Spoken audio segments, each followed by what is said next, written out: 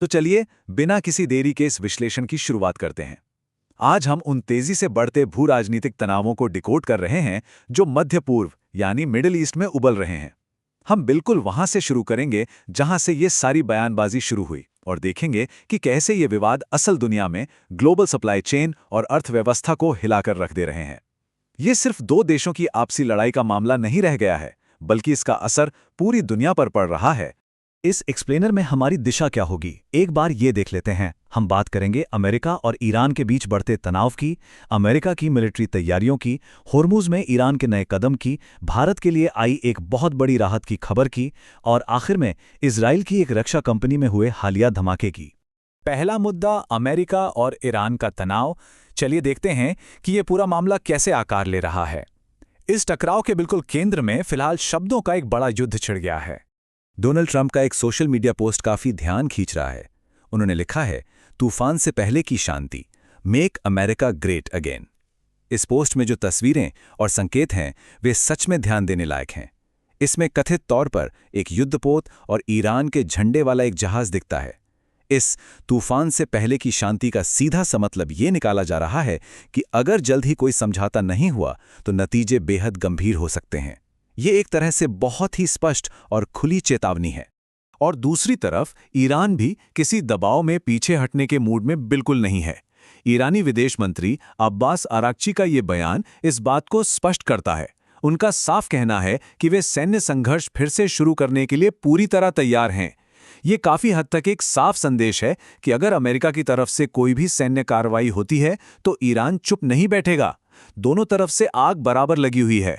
शब्दों के इस युद्ध से आगे बढ़ते हुए अब आते हैं दूसरे हिस्से पर, सैन्य हमले के लिए अमेरिका की तैयारी।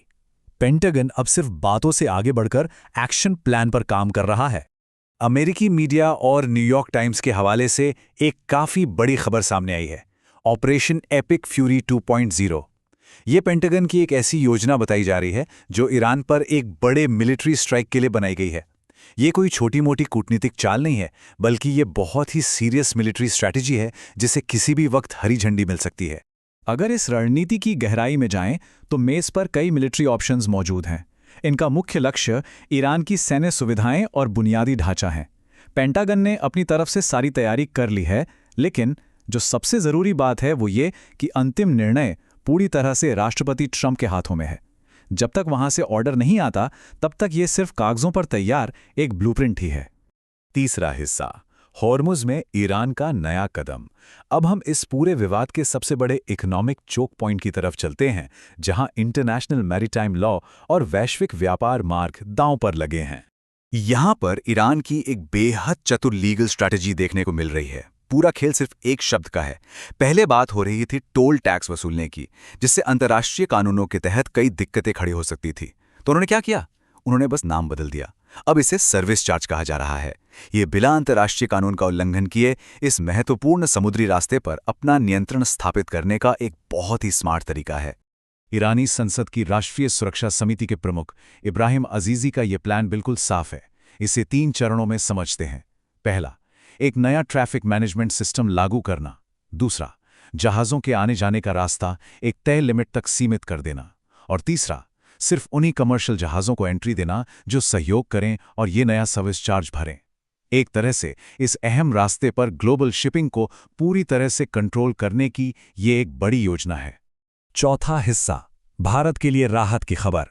इन नए समुद्री नियमों का वैश्विक स्तर पर, विशेषकर भारत जैसी विशाल अर्थव्यवस्थाओं पर क्या असर पड़ रहा है, आइए इस पर नजर डालते हैं। एक उदाहरण से इसे समझते हैं। इराक से कच्चा तेल लेकर एक स्वेज़मैक्स टैंकर चला। ये जहाज उसी नए नियमों वाले हॉर्मुज जलडमरू मध्य से गुजरा। और सबसे अच्छी बात यह रही कि ये जहाज सफलतापूर्वक वहां से निकलकर सुरक्षित रूप से भारत की तरफ बढ़ गया। एक ऐसे वक्त में जब ऊर्जा आपूर्ति को लेकर पूरी दुनिया में चिंताएं चरम पर हैं, ये भूराजनीतिक उथल-पुथल के बीच भारतीय ऊर्जा क्षेत्र के लिए एक बहुत बड़ी आर्थिक राहत की खबर है। आखिरी हिस्सा, इजराइल की रक्षा कंपनी में धमाका। मध्य पूर्व का माहौल इस वक्त कितना अस्थिर है, इसका अंदाजा इस अचानक हुई घटना से लगाया जा सकता है। हाल ही में इजराइल के बेत शेम्श शहर में एक बेहद बड़ा धमाका हुआ और आग की ऊंची लपटें उठती दिखीं। अब जाहिर सी बात है, जब इजराइल जैसे संवेदनशील क्षेत्र की किसी डिफेंस फैसिलिटी में ऐसी लपटें दिखती हैं तो सबसे पहले दिमाग में यही आता है कि कहीं कोई मिसाइल स्ट्राइक तो नहीं हो गई या युद्ध और तो नहीं भड़क गया। पहली प्रतिक्रिया हमेशा तनावपूर्ण होती है। लेकिन खबर की तह तक जाने पर सच्चाई कुछ और ही निकली। ये किसी दुश्मन का हमला बिल्कुल नहीं था। इसे Tomar defence testing ground event कहा गया है। ये सरकार का एक पहले से तय यानी प्री प्लान डिफेंस एक्सपेरिमेंट था, जिसके कारण इतना बड़ा ब्लास्ट हुआ। सबसे बड़ी राहत की बात यह है कि इसमें किसी की जान नहीं गई। तो हाई अलर्ट वाले इस क्षेत्र में भी हर बड़े धमाके का मतलब युद्ध का छिड़ जाना नहीं होता। अब इन सभी घटनाओं से वापस बड़ी भू राजनीतिक तस्वीर की तरफ लौटते हैं। यह देखना बेहद दिलचस्प है कि घरेलू नेता इस पूरे माहौल को किस तरह से पेश कर रहे हैं।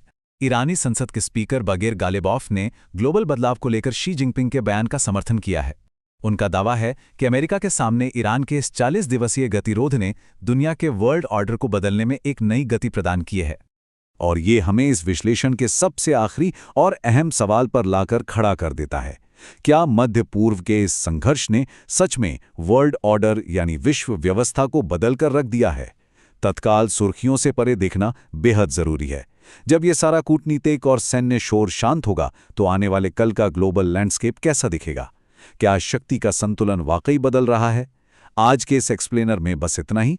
आगे भी ऐसे ही महत्वपूर्ण और स्पष्ट विश्लेषणों के साथ मिलते रहेंगे।